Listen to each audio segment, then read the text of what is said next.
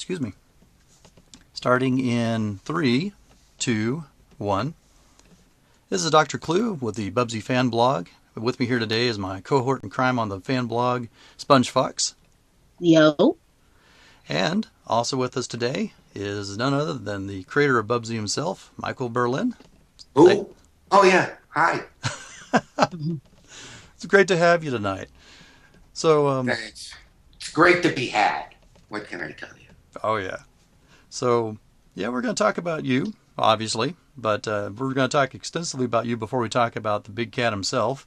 Okay. So, yeah, let's start with your first game, and this was mentioned by Cheetah on the Bubsy Fan blog. He actually wasn't a Bubsy fan, but back when you had your battle with cancer, he gave his sentiments that he wanted you to get better, which is great. Yeah. And of course, we're all glad that you're doing much better these days. Listen, let me interrupt you for a second. Yeah, please. I am very grateful to all the people who sent me well wishes and contributed money toward my medical expenses. I was really overwhelmed. So I just want to get that out of the way, and I didn't want to forget to do that. Yeah, we were. It was really scary for a lot of us. You know, we heard about it, and SpongeFox made her illustrations. You know, and yeah, it was something. So we were very happy when we found out that you actually managed to get it kicked and we're doing better. Yeah, I'm doing fine now. Would you believe that that post where we announced that we got so far about 1,231 views on that page? Really? Yeah. Wow. And that's we get some pretty high numbers, but I think that was one of the highest. There was a lot of people who have obviously were fans of your days way back, your Infocom days, Activision days. Yeah. That tuned in and were giving their best well wishes on. So awesome stuff. Thank you all. Oh yeah. So You're very welcome. Yeah. So Cheetah was one of those, and his favorite game was Ootopos, or Yeah. Utopos. Utopos, yeah. Utopos. Forgive me, never played it, but talk about that one for a minute. Let's go way back in the Wayback Machine. Oh God, yeah. It was the first game I ever wrote. I was a novelist before I turned to games, and I wanted to buy a computer for word processing.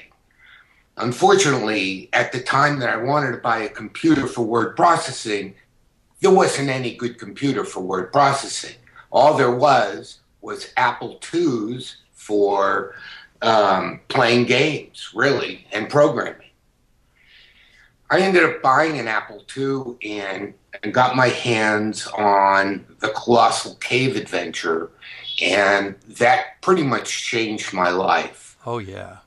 Yeah, a friend of mine said, "Hey, you could write one of these. You're a writer. Why don't you get on it? Get busy." So I did. Very nice. And I remember Colossal Cave had a very specific vocabulary.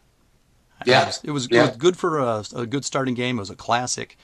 But I'm sure that you were able to come up with an engine that was much more complex even back then. Oh, no. I had a two-word processor, two-word parser, and it was all written in BASIC. Nice. Yeah. Yeah. And then it was, for an adventure game, it was text adventure, actually. It was different because I was a science fiction writer, and I decided to write a science fiction text adventure, which had never been done. So that was my first foray into the gaming business. Oh, okay, so Colossal Cave was probably the first fantasy text game. Yeah. And Utopos was the first science fiction text game. Right, and my first game, period. Oh, that is fantastic. Yeah. And of course, many would follow. I'm a big fan of the text adventure genre. Yeah, yeah. So Infocom. Infocom will live forever. Oh. All the text adventures. Oh yeah, on Atari Age, there's many fans of the Infocom games. Yeah. And I have in my hands at this point, I got 3 Infocom games actually nearby me. I've got Cutthroats currently in my hands. Mm.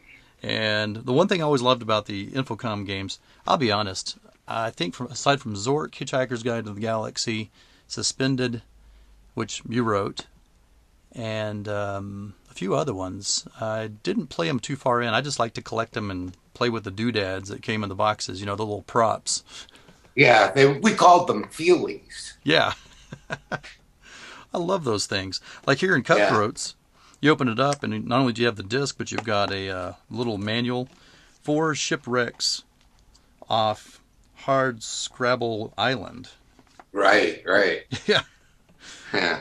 The disc. That was based on my brother-in-law, who was a treasure hunter and who found the only pirate ship that was ever salvaged off of Cape Cod. Seriously? Yeah. Huh. And he had found it a year or so before, and I had been involved with going down to the Cape and looking through the artifacts and going out and looking at the wreck. It was a tremendous experience. So I decided to translate it into an adventure. Oh, wow, okay. And out of curiosity, what did they find on that ship? Whoa. They found lots of pirate artifacts, including somebody's foot inside of a shoe. Oh, wow. Lots of gold and silver doubloons and pieces of 8. And lots of concretions that were... concretions like, if you could imagine a cannonball that has barnacles all over it and has been growing all kinds of these stuff so that it no longer looks like anything you could imagine. They would find these and x-ray them and find out what was inside of them. Okay. And then they would go through a huge process of desalinization for them. Amazing. So obviously you couldn't just go to the bottom of the ocean, just see it for what it was. You had to kind of take it back up and kind of chip away at it for a while. Yeah, my brother-in-law did find the ship's bell, which was in perfect condition and had the name of the ship on it, so they knew they had found the pirate ship and the wreck. So that really helped. Yeah. Do you remember the name of the pirate ship? Sure, it was called the Whydah, Whydah. Okay, that's a fantastic story. It really is. Yeah. Oh wow, that's amazing. And so from this actual adventure, that's where you got Cutthroats from. That's right. Yeah. Well, thanks for helping us relive the fantasy in text adventure form. My pleasure. Now, one I did actually play a little bit, at least as far as I could until I ran out of food and water in the game, was Infidel. Wait. Oh, was that a snarl? It was something. Infidel caused me more grief than any game I've ever written. Really? Why? It was really experimental on my part. I tried pushing. We all did. We all at Infocom. We all tried to push the envelope as far as it could be pushed. Okay. And one of the things that always bothered me was there was never accountability for the player to have looted or pillaged or taken things or, found treasure that didn't belong to them. So I thought I'd make it a moral issue. Right, okay. Bad move. Bad move? No. Yeah. People who finished the game never finished it alive. Oh, okay. They were punished for having looted and pillaged this pyramid. Yeah. Yeah.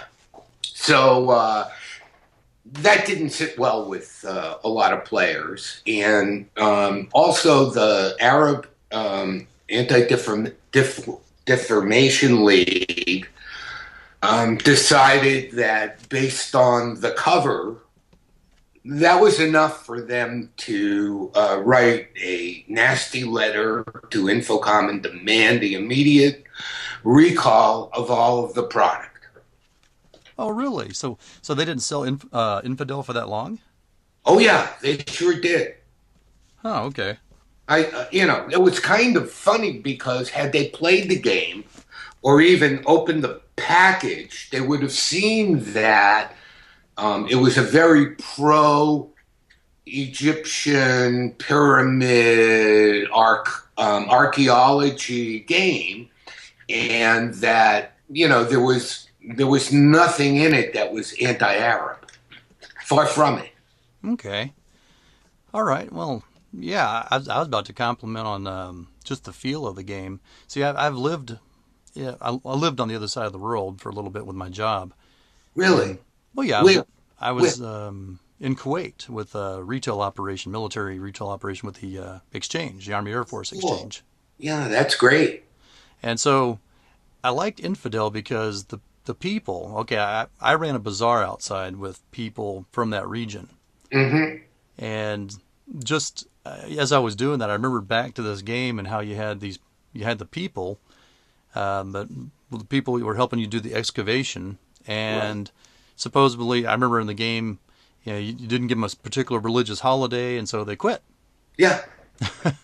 and and I remember that, and I remember just kind of the feeling of the people. And I think that's one thing I really liked about this game was that it captured really the people and their beliefs and how strongly they believed on their beliefs.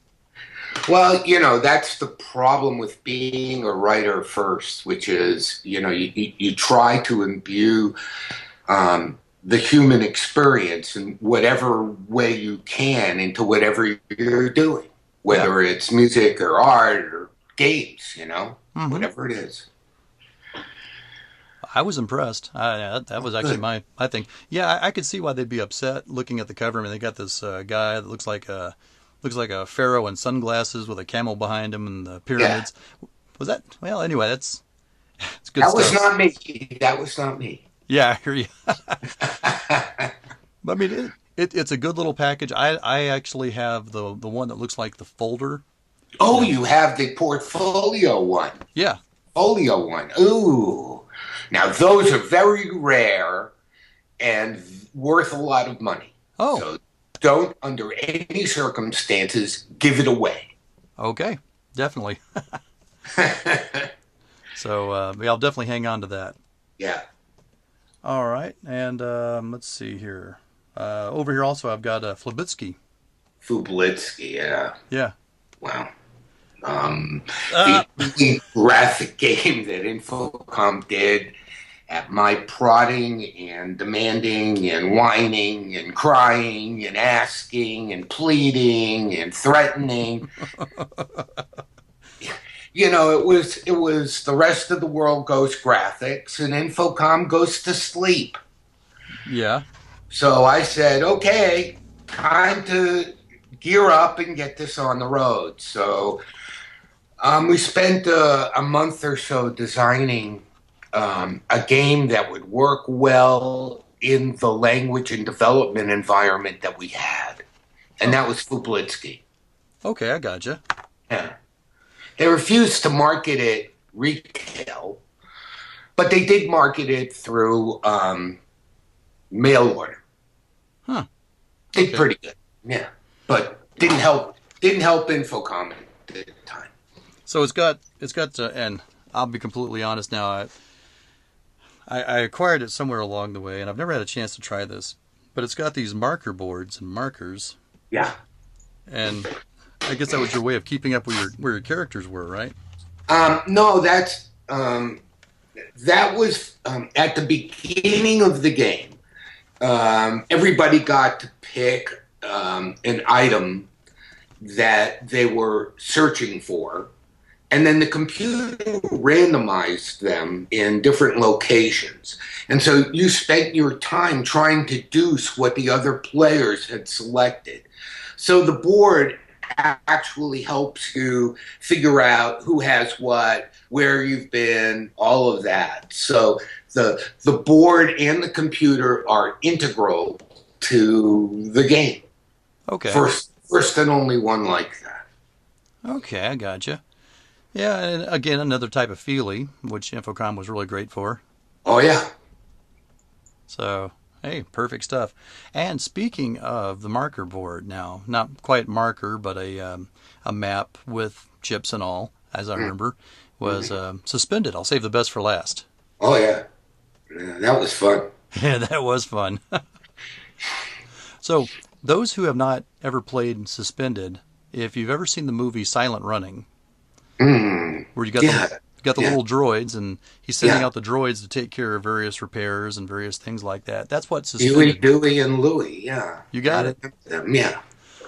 And I remember that, I forgot the names of a lot of the droids in Suspended, but I remember it had that silent running feel, only your character was, of course, suspended. Right. You couldn't physically move.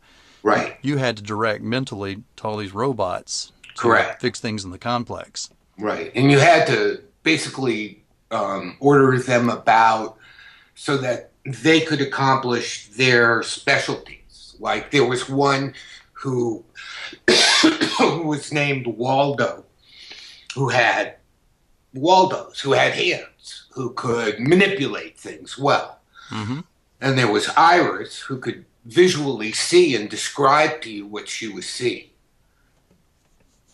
Oh, yeah. So each of the robots had a different sense. It was like the human senses had been fragmented and assigned to each of the droids. Okay. Yeah, it was an amazing game. I mean, we had so much fun figuring out, what it took to repair what, and sending the droids out to repair things. Yep. A friend of mine and I, we played that game for hours. Yeah. So did I. Oh, really? And was that like another one of your novels that you wrote? No.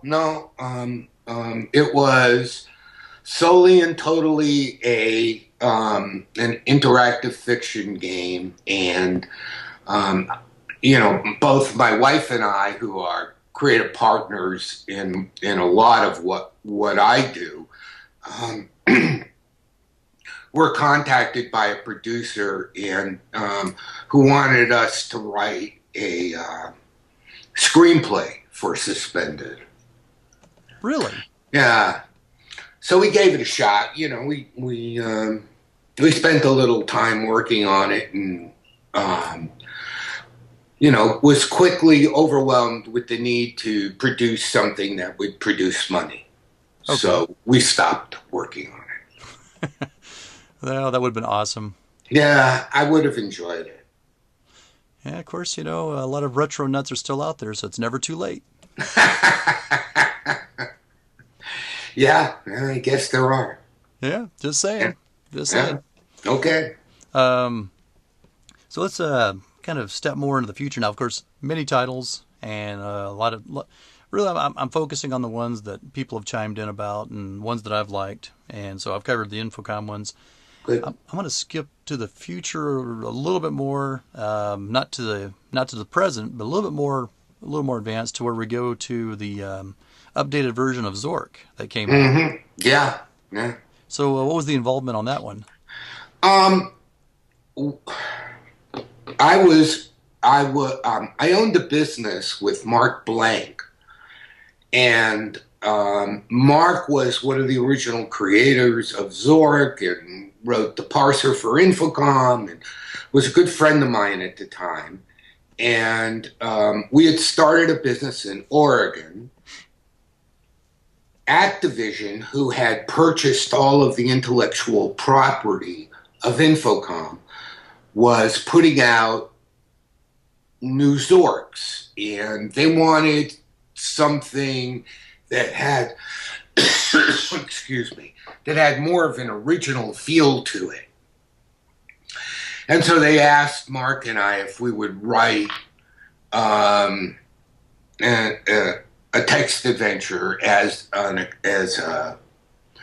an included piece in their latest sort trilogy or whatever it was. Okay. Pentology or who knows. Yeah. Yeah. So that's, I mean, Mark and I wrote it. We collaborated on it. And there was a development system that was around at the time called Inform, which some people were very adept at. And they were kind enough to code it for us. And we just wrote it. Man, it's awesome. Yeah. So it was fun. How did it feel to be working on a Infocom style game after all those years? Weird. Very weird. I mean, I was up to my ears at that time in graphics. By that time, I had, I'm sorry, I had moved my career and Mark's career, and we had 24 employees at the time, and we were all focused on graphics. Things like Bubsy 3D and a bunch of other products that we did, like Siphon Filter, and some really big products, both for Accolade and for Sony. Okay, like Editech? Eidetic, yeah. Eidetic, yeah. Yeah. So, I mean, this was the company that Mark and I owned. So, doing that kind of a retro game was kind of fun because we did it in our spare time, and it wasn't a lot of work compared to the kinds of things that we were writing.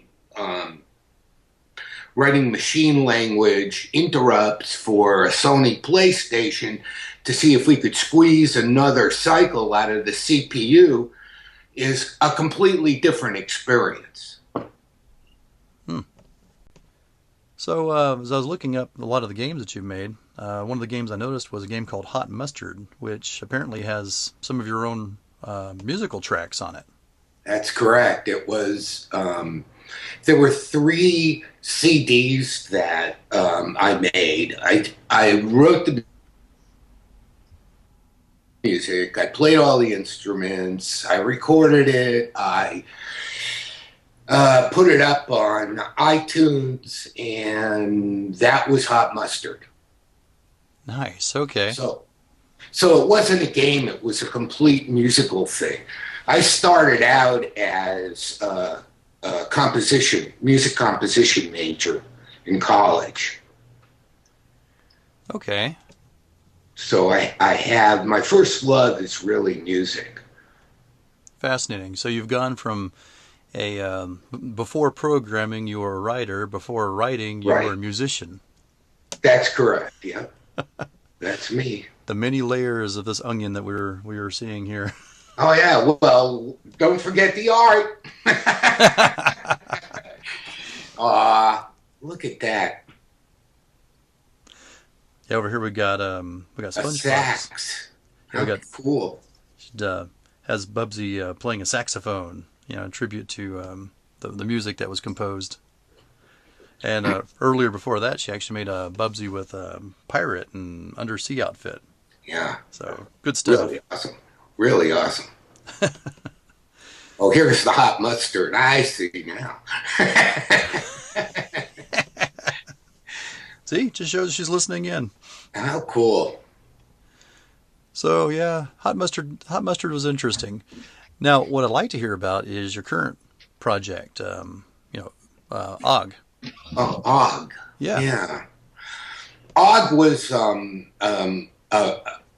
like a retro game that was done in the 16-bit style with a very strong character like Bubsy.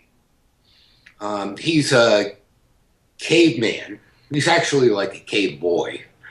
And one of the things he does is discover new things like wheels and fire and food. And your goal is to help him through his discovery process in harvesting these things that he has found. Okay. So, if you can imagine a pachinko machine or a pinball machine where a ball comes down the playfield and hits bumpers and flippers and so on and goes to the bottom, your goal in OG is to get the object that OG releases at the top of the screen safely to the bottom. Okay. Real simple. It's a gravity game. Oh, okay. I hear you. Yeah. Kind of reminds me of what do they call it in UK? The Humans, or Oh yeah, I heard about that. Yeah. yeah, Yeah. similar game, kind of a puzzle game, or Dino Dudes. Yeah. Yeah. So there's all kinds of insane, impossible characters, and I like this one, the saber-toothed Bubsy. There's all kinds of, for those of you who don't see what I see, she has just drawn Bubsy as a saber-toothed cat. So there are all kinds of impossible dinosaurs that coexist with Og, and some who help him and some not so much. And, there's a lot, like in Bubsy, there were lots of interesting deaths and successes. The same holds true in Og. I really wanted to do something that was more in line with what I enjoyed. Right. So it's a character that has a lot of variants and reactions, and Yep. yeah, Yep. that is awesome. I definitely need to check this out. Yeah. If you have any iOS device like an iPhone or an iPad, an eyeball, whatever it is, or a Macintosh, it'll run on those. Okay. I may have to snag my wife's iPad for a little bit and try it out. There you go. And it's all of 99 cents. I think everybody could afford that. Yeah, heck of a deal. Yeah. Well, that's cool. And how would you say the level? Now, the level design you say is gravity. It's a gravity based, right? Gravity based, correct. Yeah. So the idea is that there's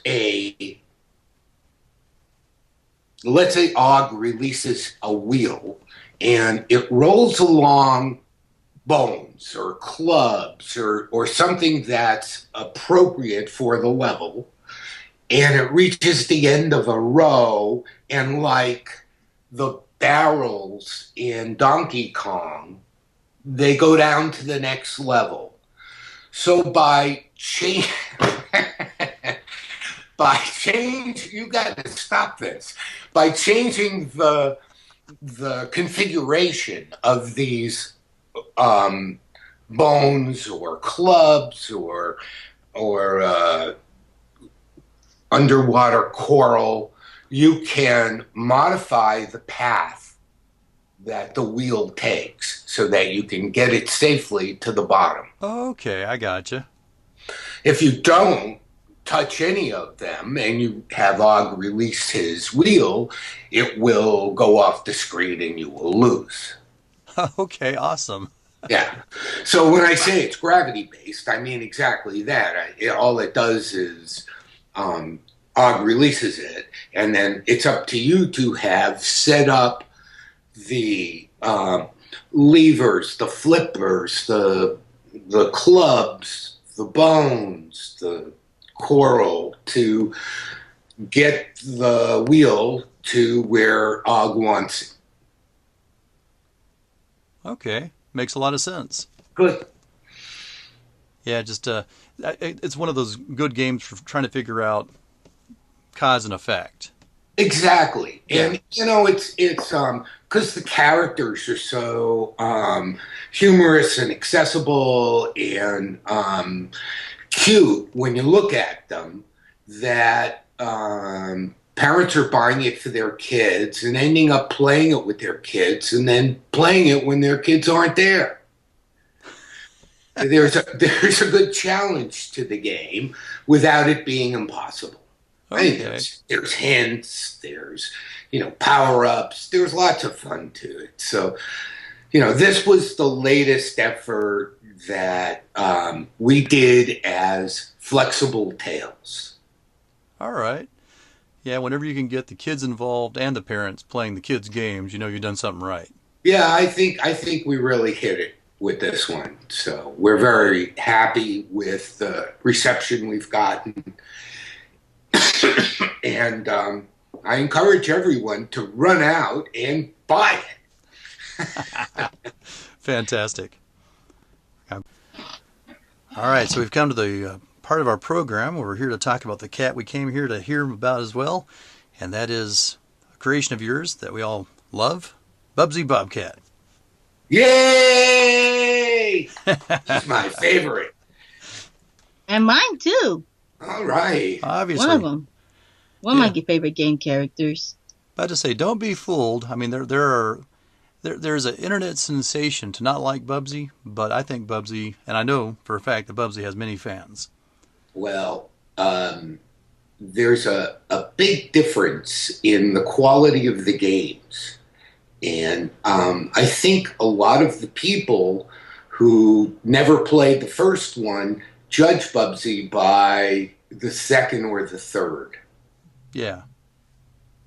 And by the second, of course, that's Bubsy 2, and the third being the Fractured Furry Tales. Yeah. Okay. Exactly. Yeah, fair enough. So there was a lot to be said, though. I tell you, the reason why I'm a Bubsy fan is when I got my Atari Jaguar, and it all cycles back. Like I said, it's not a Fractured Furry Tales interview really in this one. We actually did interview the producer of that game, so we got all the intel on that one we need. Who is the producer on that? Ferran Thomason. Okay. Yeah. I don't know him. Okay, that's fine. Yeah. The story on that one was Atari got a hold of some Accolade titles. Yeah. With the idea of having the same processor on the Genesis as it has on the Jaguar, and they were going to be some quick, dirty ports, or I shouldn't say dirty, some quick ports. And when they got a hold of the Bubsy code, by then the first Bubsy game had been around for a while, so they decided to go ahead and take the code, but give it new levels and new enemies and all that, which I'm glad they did, to give the Bubsy franchise more variety, really. Right.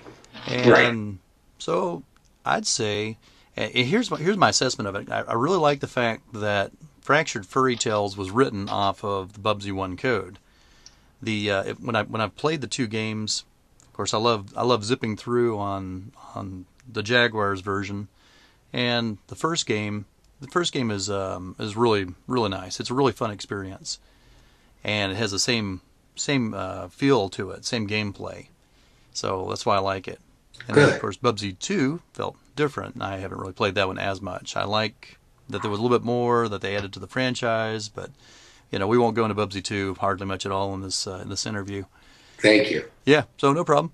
I had nothing to do with Bubsy 2. I just want to make that very clear. Yeah, no, I'm totally aware of that, and it has its pluses, but today we're here to talk about the first Bubsy game, which you did bring about, and of course all the ins and outs of that game.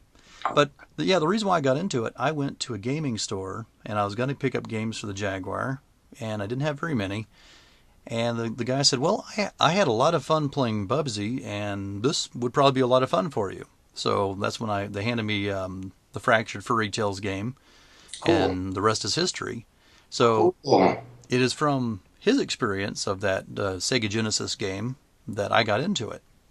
That's nice. Yeah, so it's pretty good stuff. Many other people I've run across, they're like, "Oh yeah, I really liked Bubsy when I was a kid," or a lot of reactions like that. They really really enjoyed the first game especially. So let's hear some stories about how that came about.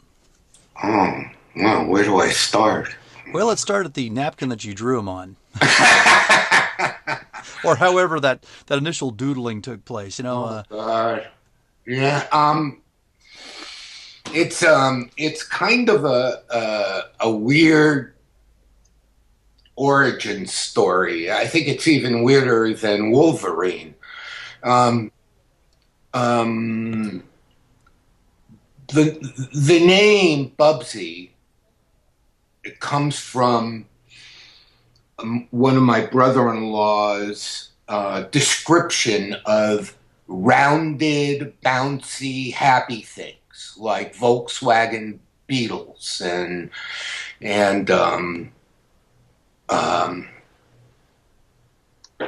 Zaftig women. Okay. And I like the word, even though, it wasn't something that I was familiar with, but I love the old Max Fleischer and David Fleischer cartoons, Betty Boop and the original, help me, I can't think. Popeye? Popeye, thank you. Wow. Oh, yeah. You came to my rescue. Thank you so much. Yeah, so I really love them.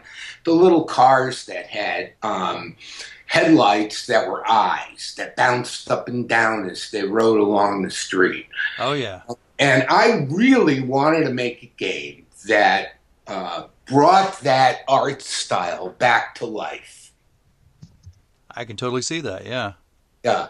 So, I mean, if you look at the little cars on level 1, Bubsy 1, you'll see they've got these out of round wheels, and they're kind of going up and down, and they have eyeballs for headlights, and that was on purpose, and that was the whole concept of the Bubsy treatment.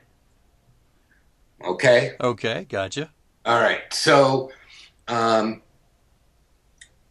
had a really strong desire to break out of doing these kinds of story games and doing something a little more challenging and a little more enjoyable, like a Sonic the Hedgehog or Mario. And I approached my producer then, and he said, "Not on your life. Why is that? Go back to writing stories. That's all you know." Okay. So I said to him, well, what do I have to do to convince you that that's not the case? And he said, "Write me an analysis of Sonic the Hedgehog and why it's so great and what it's all about." So I said, okay. So I went home and spent a solid week, 10 hours a day, doing nothing but playing Sonic. Yeah.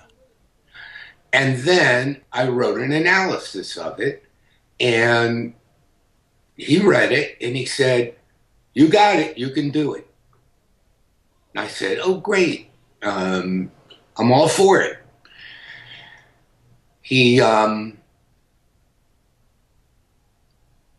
wasn't able to produce it because of other commitments, so I found another producer within Accolade to do it for me. Okay. Producers at the time were people who enabled things. I needed a big table to draw on, and he either built it or went out and got it, or, not like a gopher, but more like an enabler. Okay, so kind of a procurement person. Procurement and hand-holding and feedback and cooperative design work and really getting involved in the whole process. He then represented the product to the company. So he's the front face on the product. Okay. Wow, this is great. I'm sorry. I'm watching someone draw, and it's just incredible. Yeah, she's SpongeFox is coloring in the saxophone Bubsy as we speak. Yeah, So yes, she's really amazing. yeah, it's actually been fun to watch.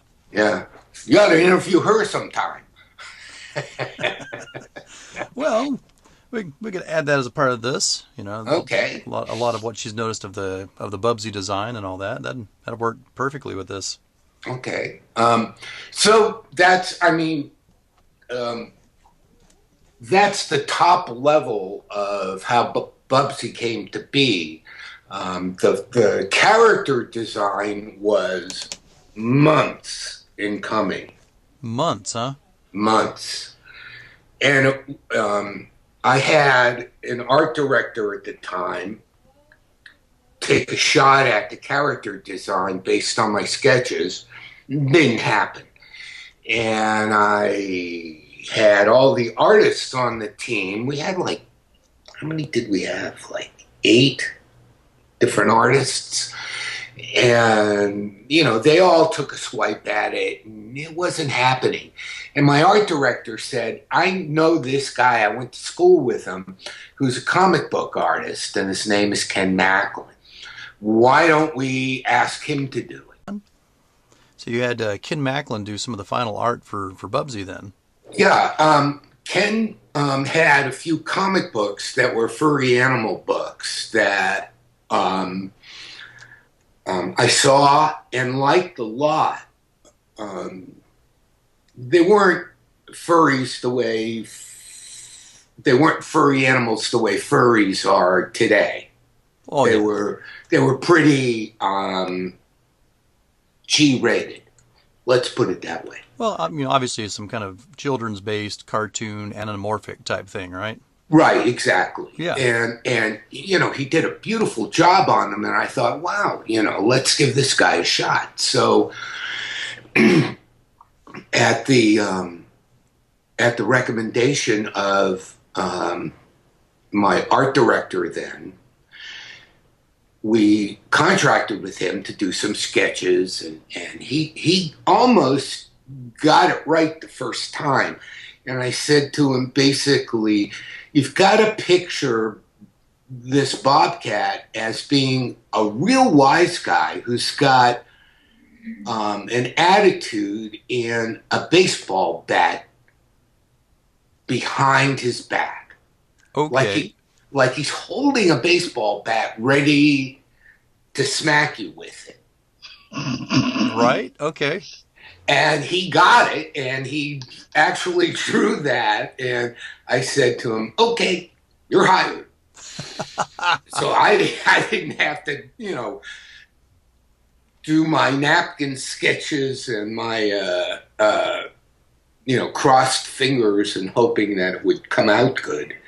He just took over and did character sheets and design work, and I was thrilled. Yeah. And I think the real physical character of the cat comes from Ken Macklin. All right. I got you. Well, let me just back up just for a minute. What were the failed sketches of Bubsy like? I would never call those failures. I say they're triers. Triers. Okay. Triers. Okay. Okay. They were attempts to convey the character of the cat and his attitude. At that time, everything that was being produced as a game had to have attitude. Of course. That's the 90s. Yeah, I mean, it wasn't good enough to be good. It had to have an attitude. Yeah. So, you know, it was a question of how do I convey this in a cat? And they wanted me to do Chester Cheetah. Okay. Are you familiar with Chester? Oh, yeah. Mm-hmm. Yeah. And I said, well, why would we spend money to license a character when we can create one equally as easily? And Okay. they went, that's an idea. So, So that's really how I got the impetus to do Bubsy, and the support within the company to do it. all right. I always thought there was some very loose similarities between Bubsy and Chester Cheetah. You know, Yeah, yeah. I mean, they're both cats, both. and they're Yeah, both cool, and they both have attitudes, and Bubsy doesn't eat Cheetos, but he could if you wanted. sure. Why not? So, do you remember what some of these sketches looked like? Were they mostly cats? Did they have Yeah. pants, or did they, No, shoes? Or no, no, no, no. Never had pants, despite marketing's demand that he wear pants. I said, not on your life. yeah, no pants for this cat. No pants for this guy. Can you imagine Donald Duck wearing pants? Yeah, I Yeah, think it could work, but then again, why would you ruin the classic? Really? I mean, what? Why do what's not necessary? I hear you. So this one that came right out of the gates with Ken Macklin, Hmm. and that one where he did the baseball bat and all that. Now, describe what he looked like in that picture. He looked exactly like Bubsy.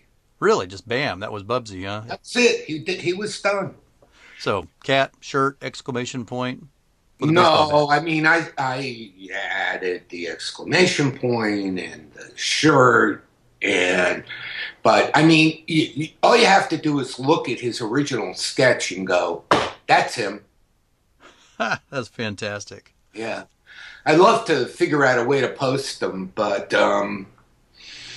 in truth, I don't know where to do it. I mean, if you guys have a website that I could upload some stuff to, I'd be more than happy to do that. I'd be Oh, thrilled to share I think we some got a of the website. stuff. Yeah. You do? Okay, Yeah, good. the Bubsy Fan blog will very happily post those for you. Okay, email me the info. Okay. No Okay, problem at all. We would great. love that. Good. And Um, as I said, I have like the original level designs that I drew in pencil, and that are rolled up in these huge sheets that we either tacked to the wall so I could draw on them and get the whole level done, or um, I had a table that I could roll it up and unroll it so I could move it on the table so that I could design the whole sense of the space, of the level, of the world. And it was really important because at that time there was no good way to communicate height, width, how much was visible on the screen of the TV. It was really tough. hmm.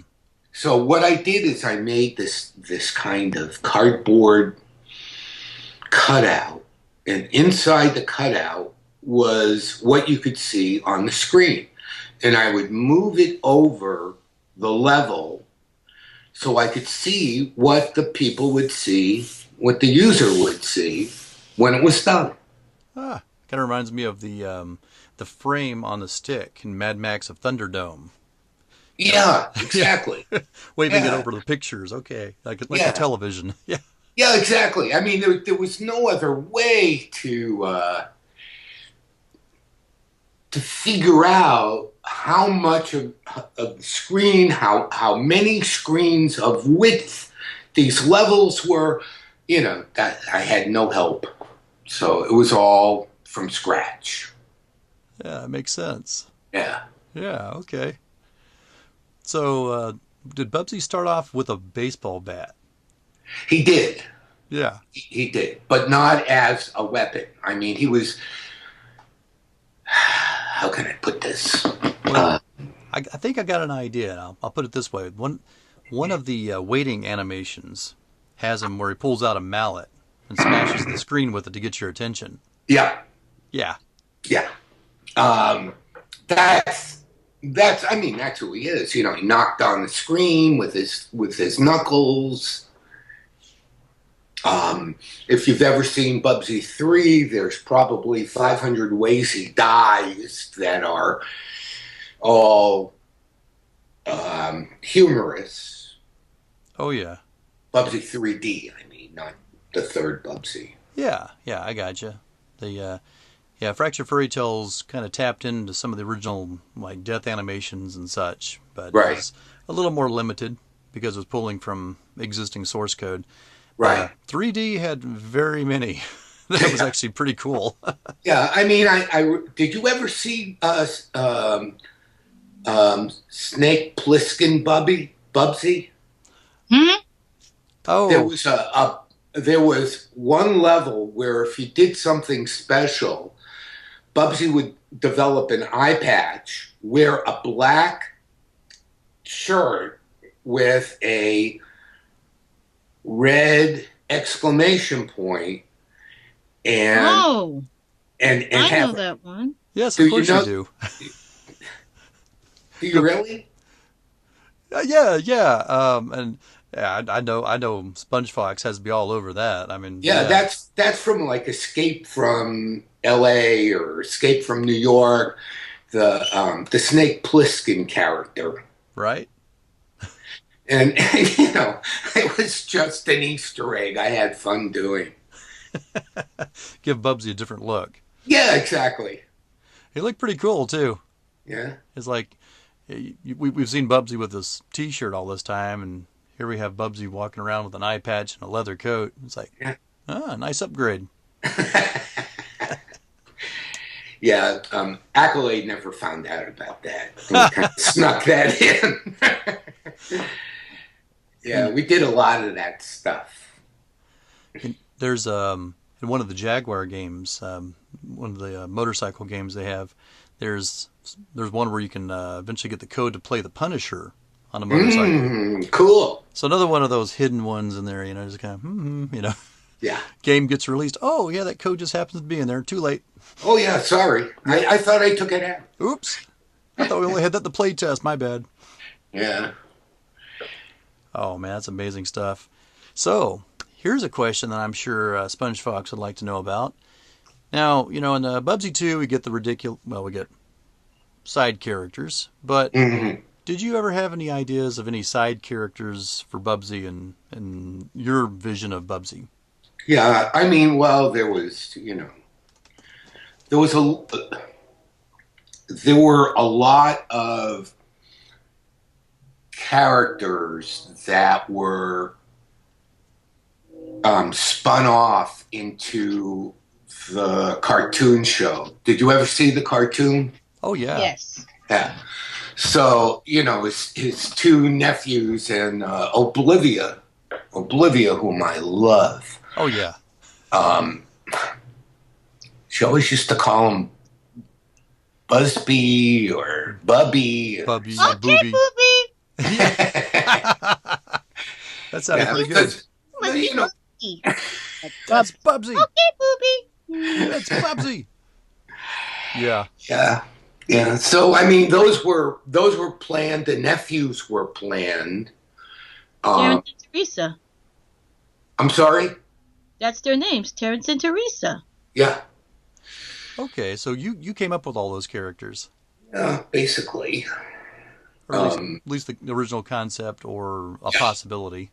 Yeah. I mean, how can I put this nicely? My involvement in the Bubsy games was asked by Accolade to no longer be involved. No more participation. Interesting. What? Did you cost too much or what? No. I was an employee. Yeah, okay. Um, um, and they thought that they could do a better job on Bubsy 2 without my participation. That's really insipid.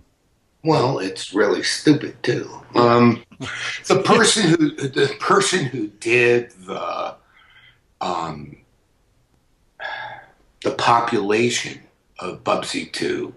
Do you know what I mean by population? Who went through the levels and decided what enemies went where and what their attitudes would be and all of that. Right, gotcha. Literally hated Bubsy. Huh, interesting. Why do you not like Bubsy? Jealous. She was, how can I put this? I don't know. Let's just put it that way. I don't know. So, when Bubsy 2 came out there, it was like the art wasn't quite right and the feeling wasn't quite right. And, they did some weird things with the secondary characters and the biplane. Just, nothing really worked for me. The art was kind of a little on the creepy side, to be honest. Yeah, well, you should have seen what this person did to the Bubsy doll. Have you seen Dolls. Oh yeah. Have you seen the Bubsy dolls? Talking about the plushie they came out with? Yeah, the plushie. Yeah. Yeah. Stuck a pencil through Bubsy's head. Wow. What a waste of a plushie. I'm so sorry, but I love plushies. You shouldn't treat plushies like that. They're darling.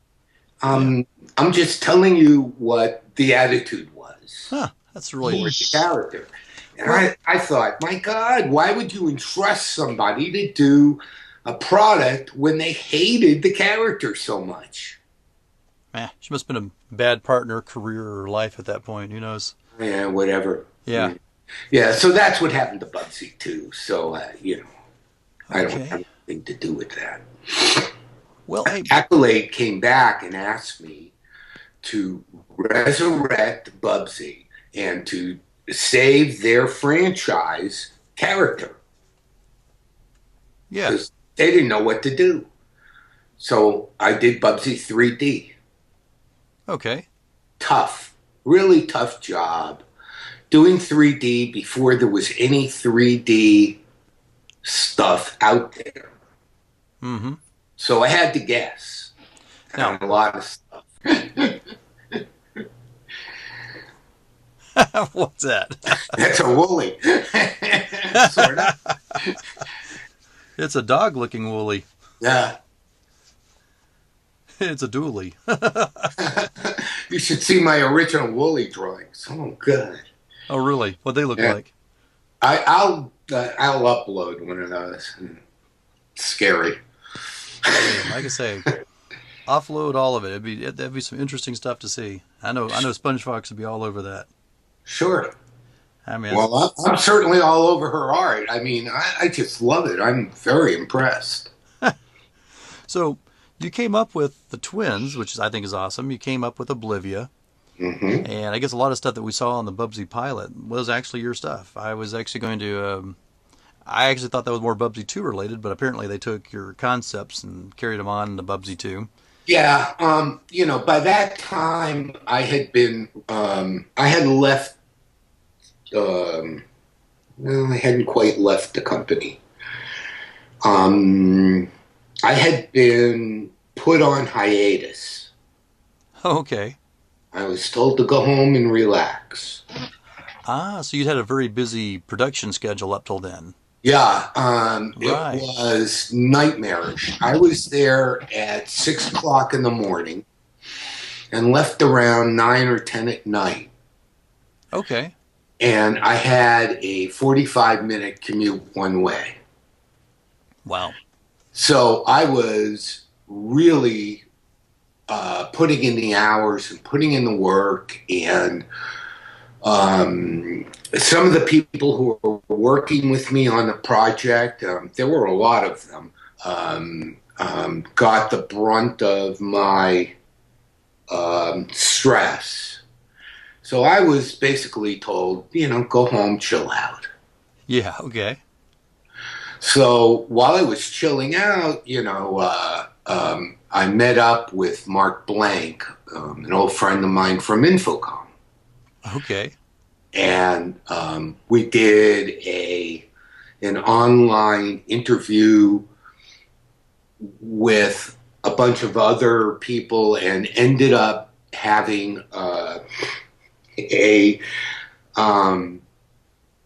private conversation during the interview process. And we decided that it was time to go back in business. Okay. So by the time Bubsy 2 was started, I was long gone. All right, but your concepts and my concepts remained behind. I mean, they were accolades. They obviously, yeah. Yeah. Well, let me ask you this. This is one of those fan questions that people would love to ask. So he had nephews. He had the twins. Mm-hmm. Was there any concepts for any other family for Bubsy? No. A shame. I'm sorry, but I mean, it never went that far. Okay, so I don't want to take a left turn on you, but one of the things I wanted to do was a new character called Dingo Dan. Okay. And Dingo Dan was this down under dingo who had a sidekick named Boomer, who was a boomerang, but, an anthropomorphic boomerang that he would throw, that Dingo Dan would throw to help out with whatever situation he was in. All right. Their answer to Dingo Dan was, why don't you go home and relax some more? So now this was the concept that you came up with after the Bubsy game. After the Bubsy game, while Bubsy 2 was going on behind my back. Oh, so you didn't even know Bubsy 2 was happening? No. Oh, okay, I see. I mean, I wasn't involved, After Mark and I started Eidetic, we went back to pitch product ideas to Accolade, who were more than receptive to us doing product for them. Right. As a development house. And I walked through the Bubsy area. I mean, it had its own little area. And saw, Bubsy hanging by a noose with a pencil through his head and blood dripping down his front. And oh my gosh. I said, there's something wrong here. Damn. Now, let's back up just for a second, because why does this surprise me that the mascot of Accolade would have a Bubsy area? Of course it had a Bubsy area. Of course. I mean, they risked the whole company on the product. Did you know that? Yes, and hey, it sold quite well. The first game actually sold quite well from what I know. Quite well. It saved the company. Yeah. It put them in the black. They were very happy. They hawked everything to do Bubsy 1. All right, so what was the Bubsy area like? Spare no details. It was a bunch of cubes, but there were 3D models hanging from the ceiling, and my design table was still there, which occupied a large area. Mm-hmm. That was Bubsy. That was basically what was left of it. Well, okay, not so much what was left of it. What was it like in the heyday? When they were putting the money into it, and it was the area. I'm sure I'd picture like you go into the area and there might be like a big Bubsy off to the side or a big poster, or no. All right. So we're talking basic office space here. Yeah, it was office space that had been my producer, John Skeel, had carved out office space that was not ours, that we didn't have. And you have to understand, in those days, office space was critical, and it kind of spoke to the importance of the project you were working on. Of course, yeah. By any chance, would you mind if I drew you as a bobcat, Mr. Berlyn? I wouldn't mind at all, but you need to see a relatively recent picture of me. Oh, okay. The one with the martini's not a recent picture? It's right after my cancer recovery, but I guess it's recent enough. Oh, well, send over a more recent picture. There we go. Or some link or some website. Yeah, I think Facebook has a more recent picture of me. Ah, there you go. You have a Facebook page? Oh, sure. As do I. Yeah, mine's called Michael Berlyn, I think, oddly. Let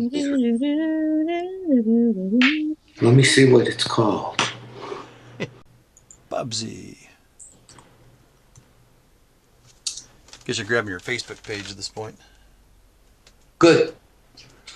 And please feel free to let everyone know about it, because all of the things that I post are public. Oh, okay. And I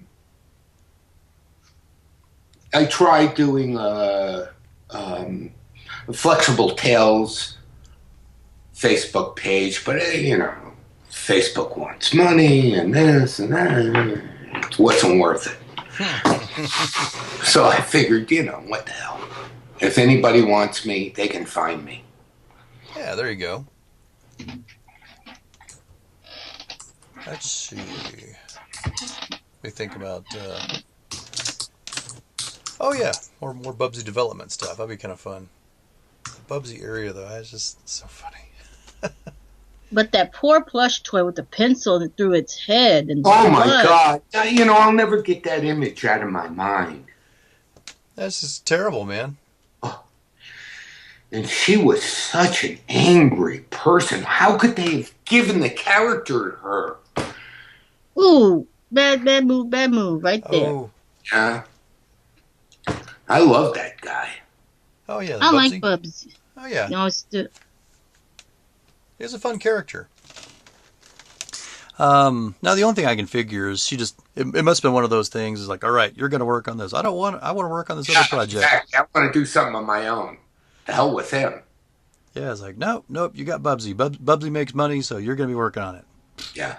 I'll work on it, but I won't like it, type of thing. So did you find my Facebook page? Not yet. This is how Bubsy would think of it. Man, what? Why would you put a pencil through my head? Yeah, look at that. Oh, that's funny. It's a very one of these quick, rushable drawings. Let me see if I can find that Facebook page. Are you on Facebook as Doctor Clu? I am actually. Okay. May have to add you as a friend, hey. Yeah. Let's see. Michael Berlyn. Well, we got public figure. 19 likes. Where's that? You actually go by Michael Berlyn on there? Yeah. No? Yeah, just not finding it. So, what I'll do is I'll give you my Facebook page link, and then... Okay. And then you can just... I'll just invite you. Yeah. That would be awesome. Let me just get back on here. Yeah, I tend to do, both personal and professional posts. I don't see there's much difference in my life anymore, so I do both. That works. And I gotta admit, I'm kind of getting new to this Skype thing too. So hang on one second. Not. Send it by email. I know that terrible. SpongeFox, I love that Bubsy.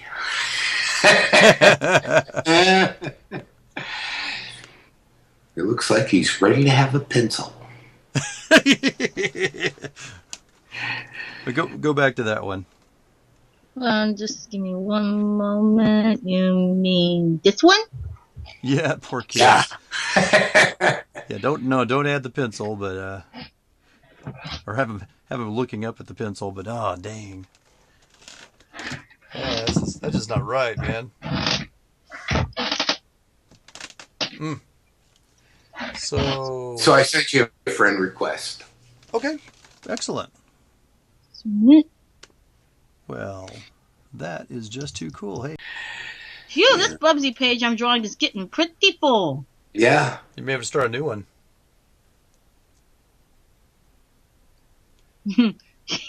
These are based off of the little Michael Berlyn thing, the hot mustard, the little space pirate thing. I like that. The saber-toothed Bubsy. I love that. I got to put that saber-toothed Bubsy up on the OG site. Yeah. Could you excuse me for a bit? I really, Accolade went bankrupt, not as a result of Bubsy, thank God. Yeah. But, or Al Miller, the then owner of Accolade, who was an original Activision person, sold it to some European company. I think the one that did, what was the name of that stupid game? The one with the helicopter head. Rayman. Rayman, yeah. They sold it to that guy, to those people. And they kind of, closed everything down and crushed it into infinity. And people have been contacting me for years about Bubsy and doing a license for Bubsy. Mm-hmm. And would I be willing to do a new Bubsy game if they could get the license? And who owns the license? And my answer is, beats me. You want to hear something crazy? Sure. Okay, so Accolade was believed to be taken over by Infogrames at some point. Infogrames, correct. Which became Atari. So I actually contacted the legal department of Atari.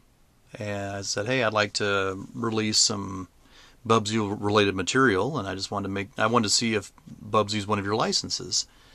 And I went back and forth with them for a while, and nothing. They couldn't find a thing. Nobody knows. Yeah. However, you did hear that they released Bubsy Twofer, right, on Steam? Yeah, Steam. Yeah, I heard all about it. I have a nephew who is a big Bubsy fan. He's actually a step-nephew. He had no idea that I had been involved with Bubsy. And then when my sister married his father, he found out that I was involved with Bubsy, and I became like a celebrity for him. I'm sure. Yeah. So it was kind of funny, but he's been emailing me all this Bubsy stuff about, this person's doing this and they're trying to do this and it's out on Steam. What do I think of that? And my thinking of that is, God bless them, have fun. Yeah, re-release it, get a few bucks out of it. Why not? Sure, sure. I mean, it's got nothing to do with me. Mm-hmm. Okay. So that is interesting. So I just think it's funny that he was into Bubsy. How did he even find Bubsy? He was Bubsy with a miss when it came out. Yeah, well, not so much that. You say your nephew was into Bubsy, right? A step-nephew. Step-nephew, yeah. Stepnephew's Yeah, in Bubsy. he was like 10 or 12 when I first met him. Right? So Bubsy was obviously way before his time. Yeah, it was before his time, but he, as a kid, as like a 10-year-old or an 8-year-old or whatever, had played it to death and loved it. Oh, okay. Yeah, one of those. So he was like 10 or 12 when it first came out. Yeah, All right. And he's a big fan now. yeah. See, what'd I say? All kinds of fans out there. Oh, yeah. And then he finds out that you created the character. Yeah, it's a big surprise to me. Yeah. That's some good stuff. So, here's a question that would be kind of fun to ask. What kind of I love to collect a lot of Bubsy things. So, for the Bubsy collectors out there, what kind of memorabilia was released that you remember? Aside from the Sure. shirt. I remember there was a shirt that you could The get. shirt, Bubsy's back. The what? The Bubsy's back shirt, T-shirt. Bubsy's back. Now that was the for Bubsy 2. I guess, yeah. Yeah. I mean, it had Bubsy's back on the back of it. Right. Trying to be clever, and then there's the plush toy, and there's the pin, the tie clip tie pin. Got one? Yeah. What else is there? Well, I don't know. I don't know of anything else. Well, I'll share a couple of other things I've seen. I've seen a seen a Bubsy mug. I haven't seen that. Yeah, maybe that might have been something that somebody created just along the way. Bubsy mug. Of course, let's see. There was a shirt. Oh, there was the Babbage's Bubsy Shades. Really? Yeah, Babbage's had a promotion when they were selling Bubsy for like some orange shades that you could have. Never saw it. Yeah, so there's that one. Wow, I'm really in the dark on this stuff. Hey, you know, I watch eBay, and I watch things as they come along, and that's some of the stuff I've seen. Of course, the plushie is like the holy grail of Bubsy collecting. Yeah, I have one. I still have one. Oh, you lucky man. Yeah. Take good care of it. Don't worry. That's something that's never going up on eBay. Yep. Well, nothing else. Just probably something your stepnephew will probably like one day. Yeah. I'm sure. Aside from that, I will say that from Bubsy 2, they had a portable hole. And portable hole? Yeah, the portable hole was like a fold-up frisbee. Yeah, well, it's like a black hole, right? Right. It says Bubsy's portable hole on it, and it has you can fold it up, put it in a bag, and it has a manual that comes with it. It says the ins and outs of portable holes. It's a little instruction manual on how to use it. Yeah, nothing like marketing. That's what I always say. Yeah, no kid.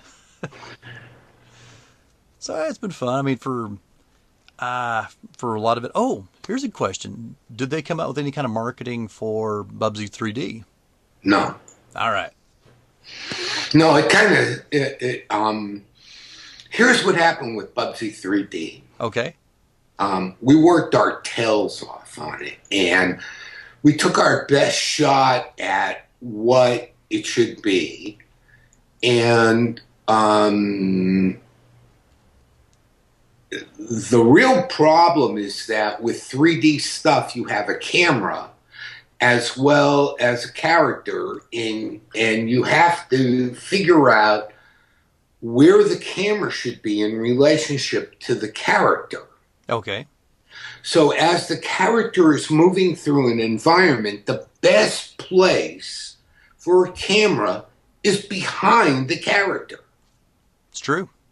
So you can move left with your joystick or your, controller, and the character will move left, or you can move right with your joystick or your controller, and they'll move right. But the problem, of course, is that that's not what sells games. Yeah. Because you never get to see the character. and of course in Bubsy 3D, when you actually get clobbered or whatever, that's when the camera spins around, you see the front of them. That's correct. Yeah. So we went to CES, which was then the big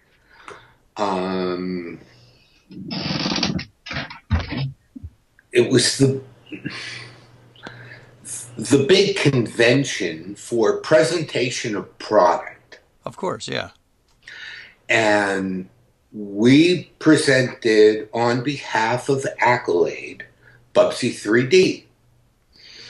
And while we were displaying it, it was a good alpha, if not beta version, meaning it still had some problems, but it was mostly there. And if people were interested in excusing some minor faults, mm-hmm. they could clearly see where the product was heading.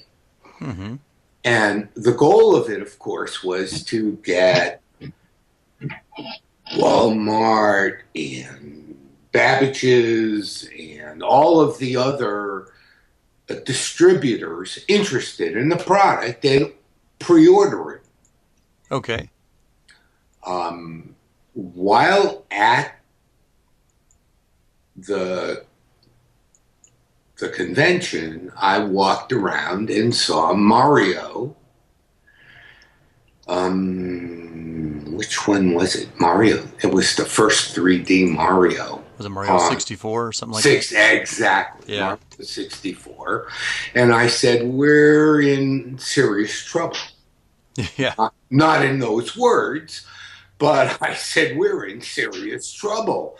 So I went back to the Accolade booth and I found my then partner, Mark, and said, Mark, we're in serious trouble. You need to come over here and look at this. Oh, I can't. I'm busy, demonstrating. I said, never mind that. Come over here and look at this. So he did. Mm-hmm. And he said, we're in serious trouble because they had a completely different 3D approach than we did. Mm-hmm. And I said, back to the drawing board. And he said, we can't afford it. Yeah. By any chance, what color were the nephew and niece of Bubsy? Were they the same color as him, or Same color, yeah. And the shirt colors? Sure. The shirt colors are on the back of the Genesis box. The girl wore blue and the boy wore red. That's what they are. Because they surely changed their looks in the official cartoon and the front cover of the box, and in the game sprite. Well, not exactly in the game sprites. Well, I mean, there's definitive answers which I can give you, but everybody else has different answers because they were involved at different levels of creation. Mm-hmm. When I created them, they were as the back of the box. But when the cartoon was done, they did whatever they wanted to do. And when Bubsy 2 was done, they did whatever they wanted to do. And there's no coherent presentation. I got a fan theory on this one. Sure.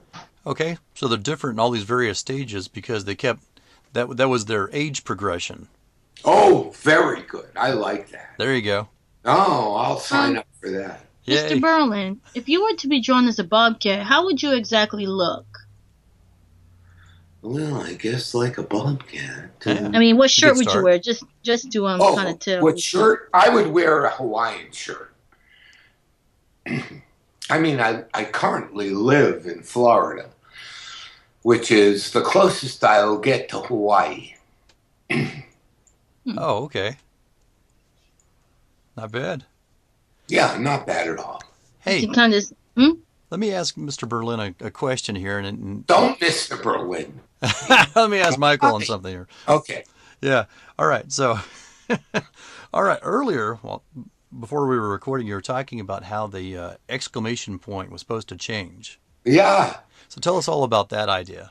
Well, the original concept was that as Bubsy would run and see something or encounter something that he had no prior experience with, like a woolly or something else like a car, his exclamation point would flash and change to a question mark. Okay. So you would get the idea like, hey, he doesn't know what this is. Cute. Better be careful. Yeah. Were there like any other things like hyphens or any other symbols that might have come about? There were, but we won't discuss them. Oh, okay. Oh. Yeah, no, there are some secrets I will take to my grave, and that is one of them. Still, that's neat. So the shirt was supposed to be a living thing. Correct. It was supposed to be a communication to the player about what the experience was for the character. Okay. All right. That is really that's really insightful. I've never heard that before. Yeah, I mean, there was a lot of stuff that had to go by the wayside as a result of time demands, memory issues with the cartridges, which is a whole nother story. You don't want me to get into cartridges. And I don't. No. And okay. I guess I don't. All right, go ahead. Well, okay, I'll do it if you want. Okay, I do. Sega owned a copyright on the cartridge for the Sega Genesis. Okay. In order to ship a product on the Sega Genesis, you had to pay Sega a royalty. All right. And they had to create it in China. Fun. So if you wanted to ship a product that cost, pick a number, $70, $14 of that had to go to Sega as a royalty for having the copyright on the Genesis ROM. All right. In addition, you had to pay Sega an additional $30 for making the ROM. Okay. So here's what you were ended up with. You were ended up with Sega's charge for making the ROM, as well as Sega's copyright on the boot ROM. Okay? Okay, I'm not hearing very much profit out of this. No, exactly. So Accolade said, we're going to take this guy who's a brilliant programmer, and we're going to put him in a white room. No windows, no contact. And he's going to reverse engineer the ROM. Oh, I remember hearing about this. Yes. Yeah. And his name is Tim Wilson. And he is a brilliant human being, and he currently works for Electronic Arts. Sure. So Tim reverse engineered the Sega ROM. As a result of reverse engineering it with no contact, literally no contact in Accolade, we could contract with China to make the ROMs at a very minimal cost without paying Sega anything. Oh, wow. So in order to do that, they had to both bet everything they had on Tim's ability to reverse engineer the ROM and winning the lawsuit against Sega in the San Francisco courts and being able to produce the ROMs. And they needed something strong enough to do that with, or there was no point in risking everything in it. Thus, Bubsy. Thus, Bubsy. Ah, okay.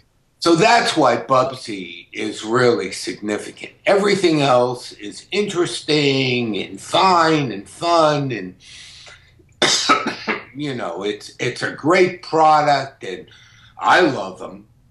A lot of people love them, but they don't know the real significance behind Bubsy. And that was Al Miller, the then owner of Accolade, bet the company on Bubsy. Wow.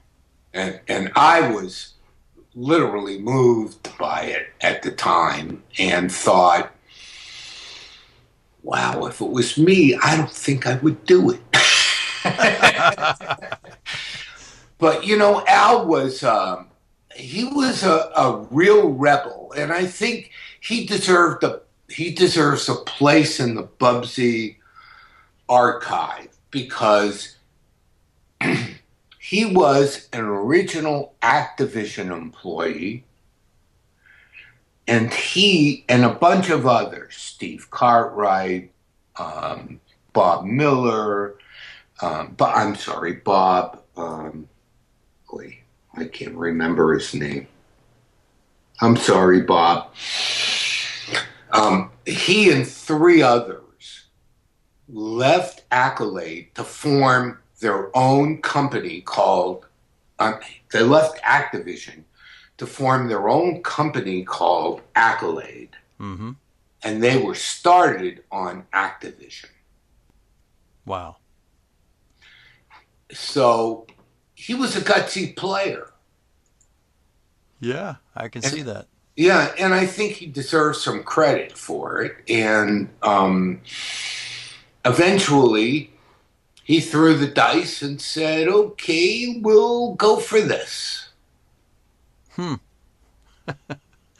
is awesome. That's the real story behind how Bubsy happened. Oh, yeah. Did you see the Michael Berlyn drawing I did? I drew a bobcat in a Hawaiian shirt. Oh, See? I see. Oh, how cute. Yeah, that looks pretty good. Hanging out with the twins. Speaking of the twins, were they this? I know they were the same color as Bubsy, like because I don't think he's really orange and yellow, but were they orange and yellow or were they brown? Because they were orange and darker orange. I think that the problem with Bubsy was that nobody wanted him to be married, so they didn't want him to have kids. So the issue was, what do we do with him? And the answer was, let's do what Donald Duck did, make them nephews, or, make them twins, or, Right, okay. That makes a lot of sense. Yeah, so, that's what happened. So from the Bubsy cartoon, we had the female character, Oblivia. So what all can you say about her? Was she was supposed to be a romantic interest, right? Yeah, I mean, she was somebody that Bubsy was dating, like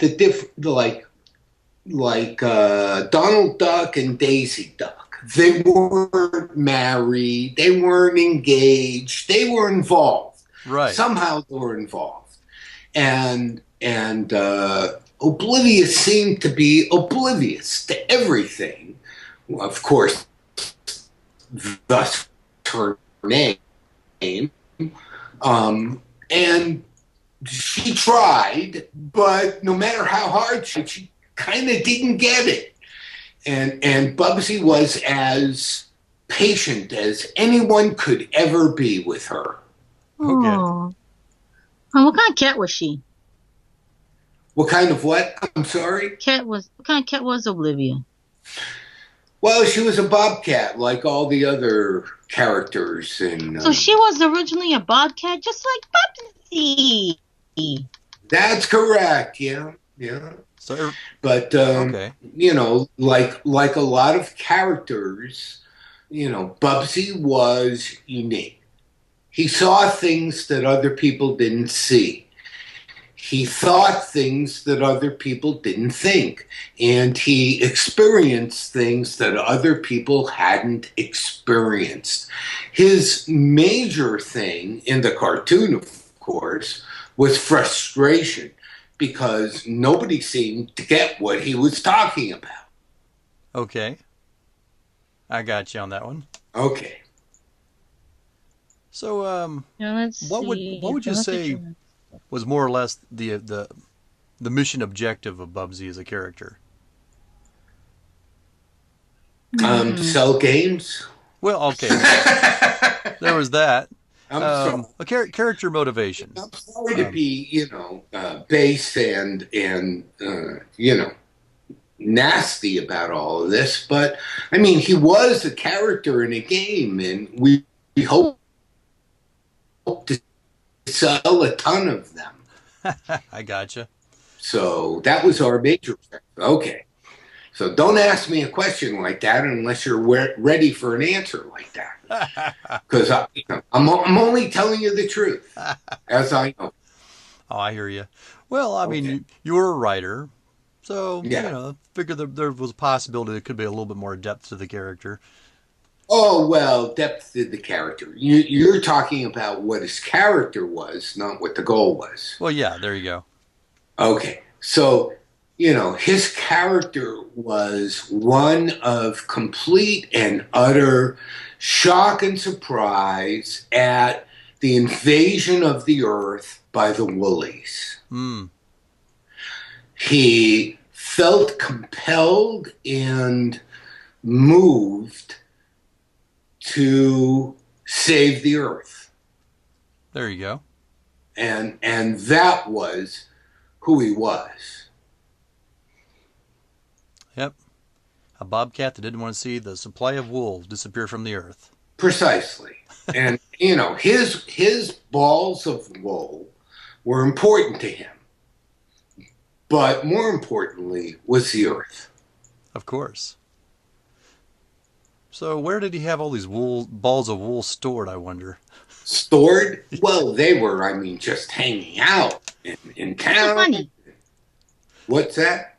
I was talking to Clu. What's so funny? What's so funny? Mm-hmm. Oh, just I mean, throughout the entire game, there must be hundreds and hundreds of balls of wool. So, I mean, yeah, I just wonder if he had his own warehouse of them or something, you know? No. I mean, you know, the original idea was Sonic is collecting these rings. Yeah. Why is he collecting these rings? The answer is nobody knows and nobody cares.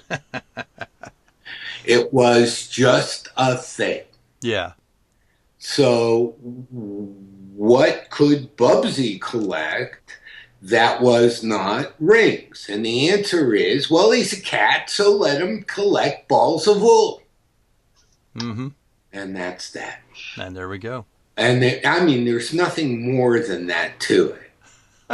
I could spin something more than that if you'd like, but that's really what it was. Oh, yeah. Now, we were always left with the impression that his balls of wool got stolen and scattered everywhere. Oh, yes. Getting them Well, back. that was part of the backstory. Yeah, that was part of the backstory. Yeah. I wonder why they changed Olivia's design, because she was originally a bobcat, and she made it look more of a Persian or something.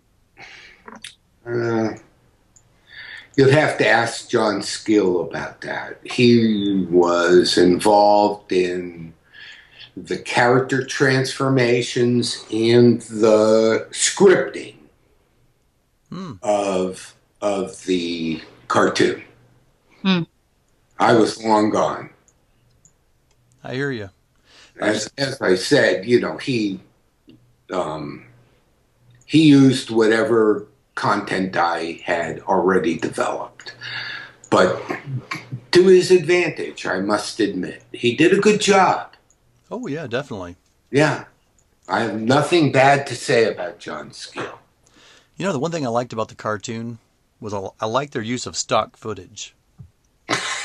I thought that was very clever. That was. I mean, what a way to save on animation. Just throw in some stock footage every now and then. Just don't let that pencil get near Bubsy. That's all I can say. Yeah, we got SpongeFox drawing more pictures, and we got the pencil right over Bubsy's head. Yeah, please. Don't worry, he'll survive. Okay, good. Is Bubsy based off of you by any chance? Me? No. We had a dog at the time called Ennio. His real name was Ennio the Legend. And we had written a game about Ennio the Legend. When I say we, I mean my wife and I. And it was called Task Times in Tonetown. Oh, yeah. I saw reference to that. Yeah. So Task Times in Tonetown was about Ennio. And his character as a real dog was beyond belief. And we incorporated a lot of Ennio into Bubsy. Funny you should say that. I did draw Bubsy as a dog. Yeah, well... Yeah, very recently. That's who he started as. He couldn't be a dog because of our original treatment of Ennio, which was owned by Activision at the time. But, we did what we could do. Okay. That makes some sense. So, a dog would have been the original, I guess, idea, or the Chester Cheetah. Right. I mean, there were a bunch of... It was an amalgam of all of the things that we had done, as well as the demands by the marketing department to do what we could do. I hear you. So the question that we were curious about was there any other animals considered? No. So it was either a dog or a cat. No, it was a cat or no. It was a bobcat or nothing. Bobcat or nothing. Correct. And I've always liked the bobcat idea because that's really a regional thing. Yeah, I mean, it's a very U.S. thing, and the reason why I was a bobcat is I didn't want to do a cat. I didn't want to do, a dog. I didn't want to do this. I didn't want to do that. And bobcat was left.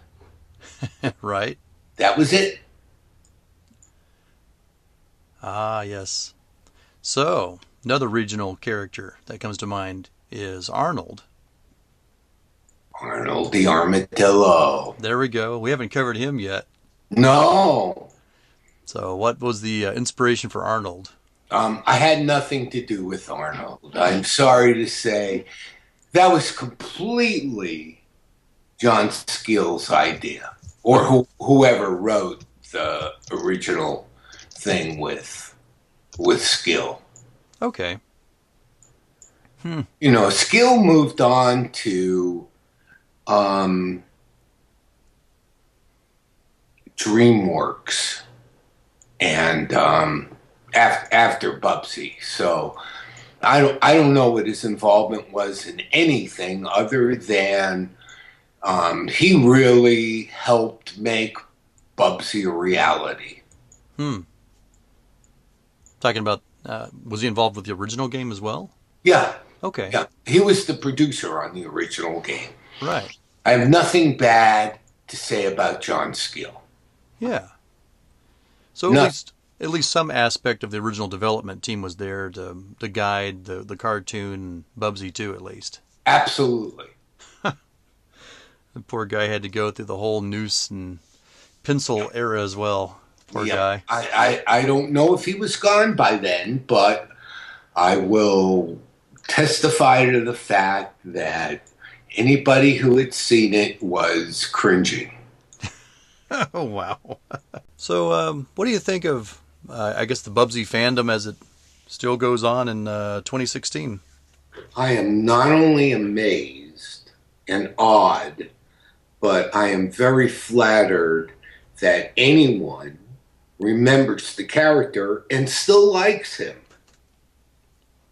I think that it is something that is, I don't know how to say this. I sit here and I make product. I make product with my wife. I make product by myself. But I make product. That's what I do. And for people to... let me explain this. And I'll be honest with you. Sure. For all of the years that I've made product, nobody has ever said they liked anything that I've done. No Infocom, no Activision product, nothing? Nope. Wow. I mean, I've never gotten an email or a fan letter from a flounder or, nothing.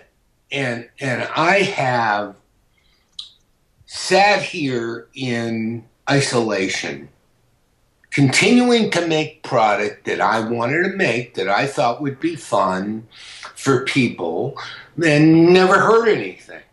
Huh, wow. And I certainly haven't hidden from people. So the fact that there are people out there who like Bubsy, who still like Bubsy, who enjoyed Bubsy when he first came out, or any of the variations thereof, or saw the Bubsy cartoon, I'm awestruck. I really am. Wow. So that's what I think. Well, glad we could oblige, is all I can say. I can only say thank you. Yeah. It's definitely made an impact on a lot of people. I think people really enjoyed it. Some people enjoyed it, and some people grew up and grew to like other things. Some people grew up and they still like Bubsy. Yeah. But, I mean, listen, Suspended sold more units than I care to say. I never got an email about Suspended. Never, ever, huh? Never. Well, then let me be the first to say that was a fun game.